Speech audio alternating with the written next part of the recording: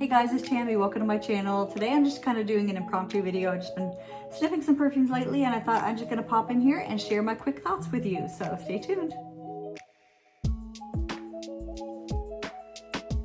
So I recently received some perfume samples from one of my YouTube friends. She is a fellow Canadian and Maritimer. Hi Paula, thank you so much for the samples. I've been having the time of my life playing around with these and I just thought I would share my thoughts on some of the ones that really stood out to me. Starting with Merit Retrospect. So this is sort of a musky pear fragrance and this sounds right up my alley. I really enjoy fragrances like Radiant Nectar by Clean.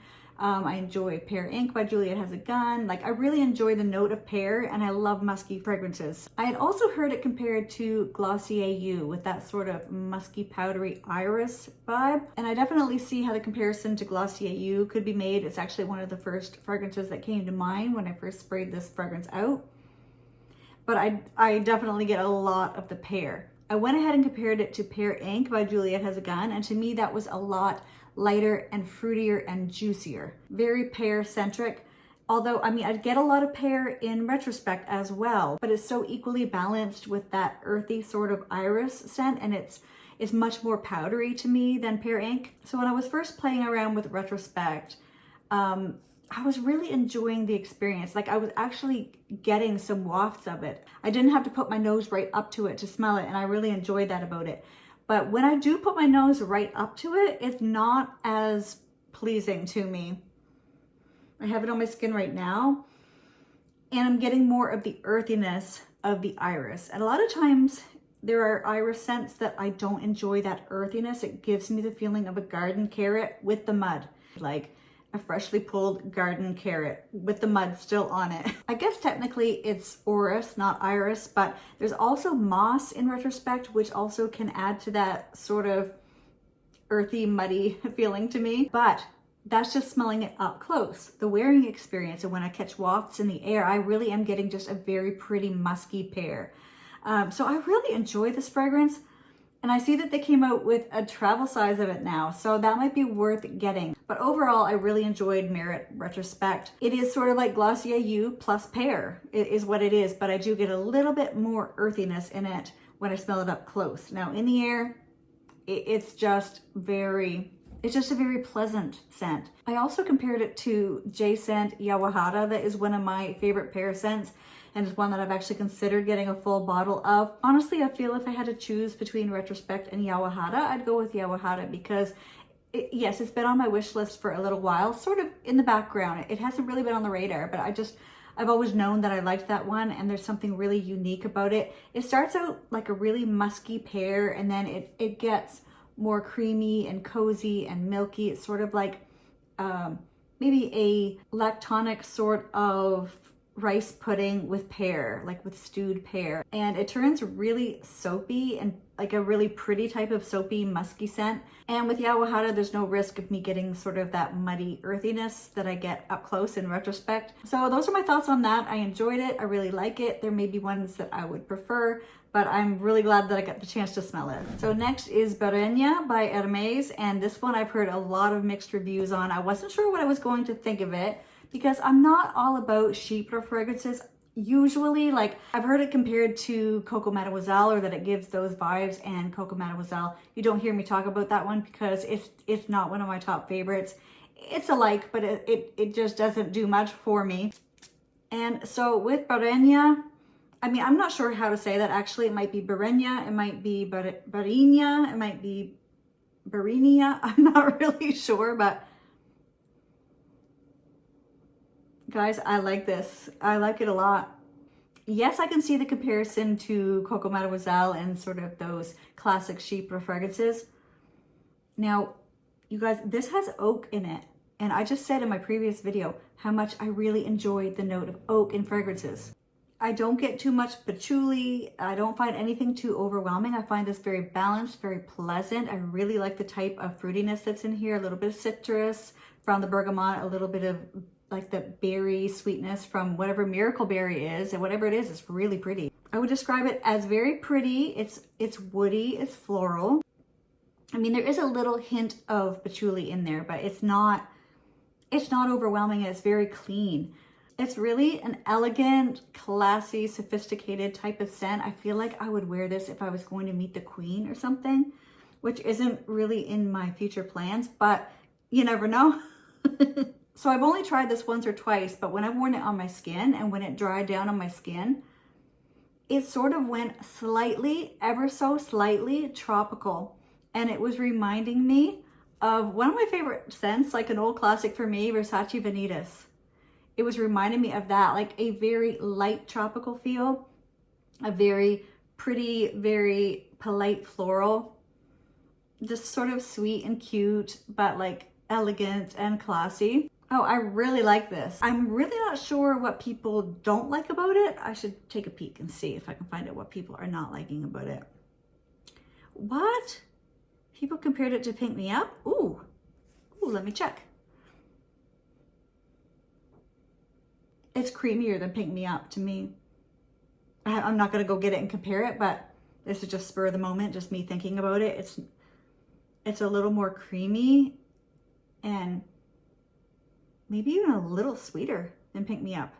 I don't get a ton of sweetness from Pink Me Up. I get like the champagne and I get the berries and I get almost green light florals like rose and orange blossom. And this has that white ginger lily and I think it's just giving a depth and creaminess to it. I really like it. It's so pretty. Would I purchase a full bottle? I feel like, yeah, if I found a good price, I feel like yes. I feel like I would. Yeah, it's really nice. I like it. Barénia by Hermès.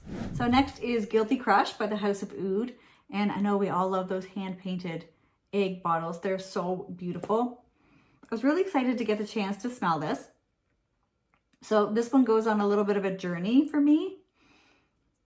When it first opens up,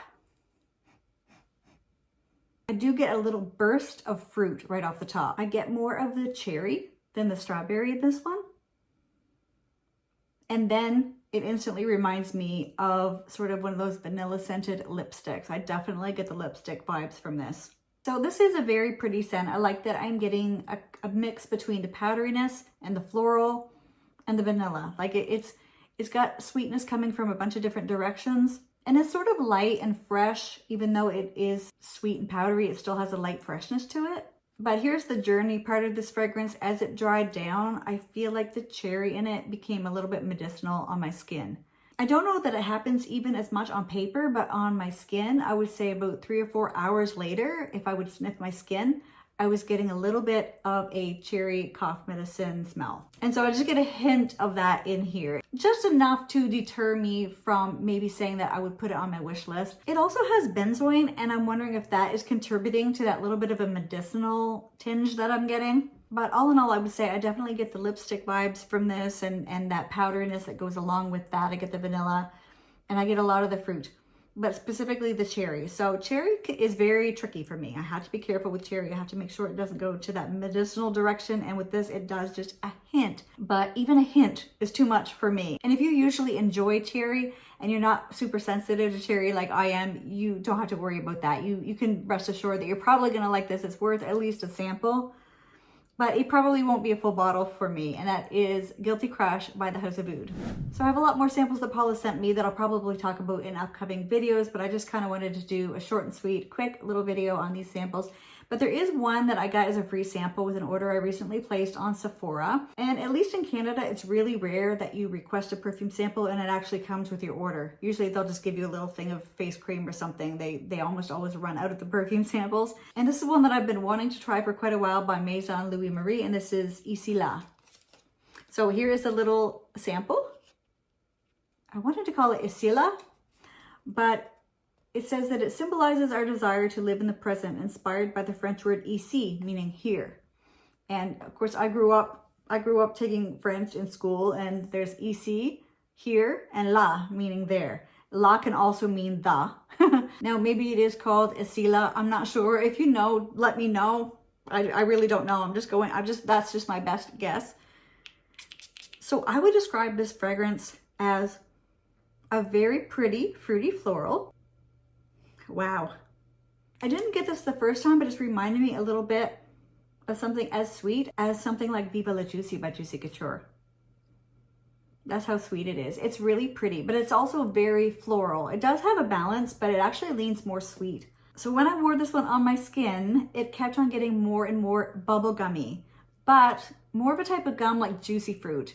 So I wrote in my notes that it was reminding me of a musky, juicy fruit gum. So the florals are very, very creamy and bouncy in here. It has rose and osmanthus. There is cherry blossom, which I really tend to love in fragrance. It's a really sweet floral that I really like. And so the plum in here is not a medicinal plum. I love plum, but I feel like in perfumery, it's often done in a very medicinal way. But in this, it's very, very juicy. It's not the skin of the plum, it's the flesh of the plum. Very, very fruity and juicy. Yeah, it smells like juicy fruit gum to me. Like, really reminding me of Viva La Juicy or something very sweet, like even Gorgeous, what is it? Gorgeous Gardenia from Gucci. Honestly, it's kind of too sweet for me. I was expecting something more. Like, I remember looking on Fragrantica, and let me just take a peek. I remember looking on here. Okay, yeah. People were comparing it to Coco Mademoiselle, but I don't get a lot of sweetness at all from Coco Mademoiselle, like almost none. But to me, this is really, really, really sweet. Oh, Gorgeous Gardenia. Gorgeous Gardenia. Way, way, way sweeter than I expected, and probably too sweet for me.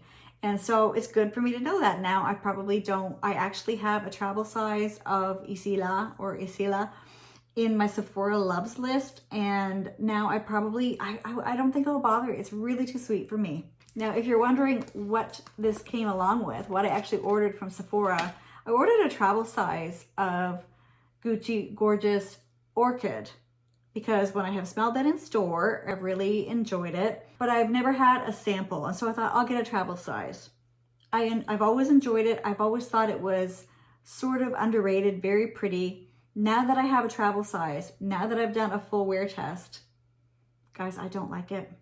I don't like it. Wearing it was terrible for me. I had to cover it up. It went so banana-y, and I know that people have said it does have a bit of a banana smell. Now, banana is not one of my favorite notes. In fact, it's probably one of my lesser favorites. All I was getting was banana. It was reminding me of those foamy, squishy banana candies. My husband loves those. I don't. Funny enough, I really like the hard banana candies, the ones that you used to get in Runts candy. And now they have them as just the bananas, and you could get them, I think the yellow ones are called silly bananas and the multicolored ones are called crazy bananas. I actually really like those, although I'm always scared I'm gonna break my teeth on them. They're so hard. But the wearing experience of Gorgeous Orchid for me was sort of a sickeningly sweet banana candy smell. It's amazing the difference every time I've ever smelled it. Sprayed it even on my hand at Sephora, or if I've just picked up the bottle and smelled it from the bottle when I've been out at the store, Shoppers Drug Mart, Sephora, wherever. I've always enjoyed it, and I've always thought this is really pretty and it's kind of underrated, and I feel like no, the wearing experience was terrible for me. So that was kind of a shock. So now I have this travel size. Is it too late for me to return it? I'm gonna see if I can return it. I only sprayed like 4 times, and even that was overwhelming banana to me. Like overwhelming banana. If you like banana though, I could see how you could really, really love it. And maybe you don't get banana from it. Everyone gets something different for fragrance. So, you know, don't necessarily go by me, but so those are just some of the samples that I have been smelling lately. I thought I would just do a quick video and share my thoughts. I really appreciate you guys taking the time to watch, spending your time with me, and I'll see you guys in the next one. Bye.